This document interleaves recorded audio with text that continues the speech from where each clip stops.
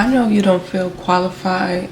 I know you feel like it's something wrong with how you look. I know you probably hate the way that your voice sounds, but there are people who need to hear you. You probably comparing yourself to all these other people, all these other creators, and I get it. There are some amazing people out there that are doing their thing, but there are people who are waiting for your voice in particular. There is something that God put in you. There's certain things that you could do that can't nobody do it like you. There may be a certain way that you word things that if I were to try to explain it to somebody, they probably wouldn't get it, but God put it in you because He wants your voice to be heard. It's time to rise up. It's time to let go of those insecurities. Sometimes you need to just start. I know there are a lot of people who are wanting to start a YouTube channel, but they feel like they're not qualified.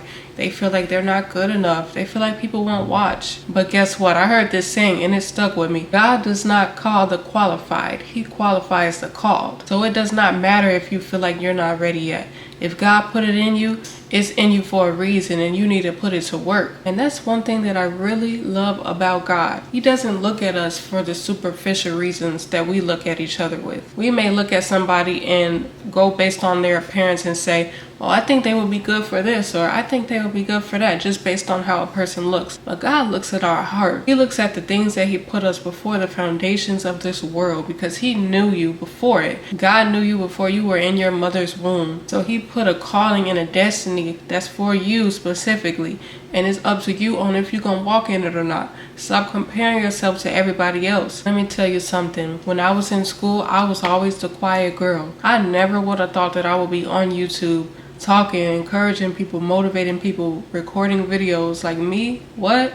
I was always a girl that was to myself. I always thought about starting a YouTube channel, but I never actually did it because I just didn't think I had it in me. Until one day I said, you know what?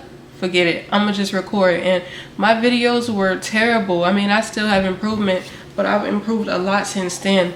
And I'm just so glad that I started. Even though those videos weren't the greatest, I am so glad that I started because I wouldn't be here today. And a lot of y'all are so scared of the what if. You're so scared of the unknown. But one thing about God, if you want to grow and you want Him to take you to that next level, you're going to have to get a little uncomfortable. That's the thing about it. You're not going to be able to stay in your comfort zone. There was a sermon that was preached at a church service about a year ago that my husband and I attended, and we will never forget that church service ever because it was very pivotal for us. The theme of the message was God will take you from your comfort zone to the unknown zone, and then eventually to your purpose zone. But in order to get to that purpose zone, you first got to get out of your comfort zone into the unknown zone. The unknown zone is you don't know what's going to happen. Oh, what if nobody watches me? Oh, what if people find out that I'm making these videos and they make fun of me? You don't know what's going to happen.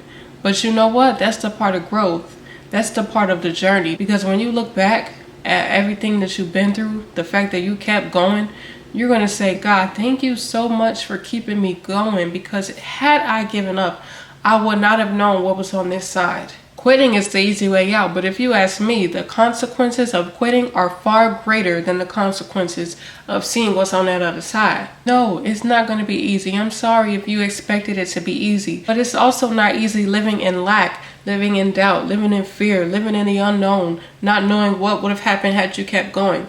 Which one are you going to choose? I don't know about y'all, but I want to see what God got for me. I want to see what blessings are on the other side.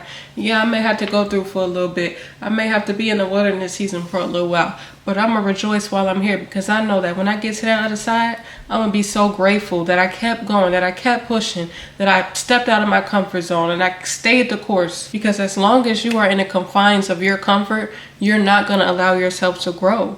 You're not going to allow yourself to see what's on the other side. There is a lion inside of you that people need to experience, that people need to witness. But as long as you keep it caged up, how is it ever going to manifest? How is God ever going to use you the way that He wants to use you? You sing in the songs and the worship songs, God use me, God cleanse me, God purify me, I'm your vessel, use me for your glory. But then when God is ready to use you, you close up. You close up like a clamshell. You close up and you shy away from God's will because, oh, you're too insecure, you're too scared, you don't know what's going to happen, you think people are going to talk about you, you think people are going to make fun of you. Well, why sing those songs to God? Why tell God to use me, I'm yours, if you're not going to let God actually use you? Oh, I know what it is. You think that God using you is going to be something that's comfortable, something that feels good to you all the time. But I'm here to assure you that that's not the case. Sometimes God is going to tell you to do something that you don't want to do. So don't forget. Let's not forget. You said, God, use me for your glory. Oh, okay. Don't forget the prayers that you ask, because when it's time for it to be answered, what's up? I mean, what's up? You may not be the person who talks to a camera, but if that's what you feel God wants you to do, if you've been wanting to start a YouTube channel, you've been wanting to step out on faith, you've been wanting to start that business, you've been feeling just as pressing to reach for more than what you're experiencing. Maybe you're at a 9-to-5 that you're not happy with and you feel like God wants you to do something on the side. Step out on faith. You're complaining to God about your circumstances, but you're not doing anything to get out of those circumstances. It doesn't make sense. You know, people in the Bible, they had businesses, they had wealth. Do you think that they had those things from just complaining and sitting around all day and just strictly going to their 9-to-5? No, they had things going on. They had connections. They were making things happen.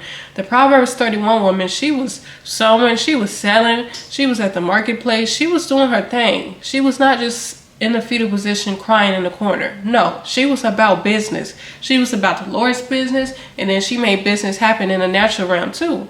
So, I mean, come on now. God's people shouldn't be broke. We should be blessed. I'm just saying. I really hope this video encouraged you, because you are so great. Greatness is in you, but you have to manifest it. Let it be shown to the world. Stop hiding your greatness. But I will see y'all in the next upload. Peace, love, and blessings. Mwah.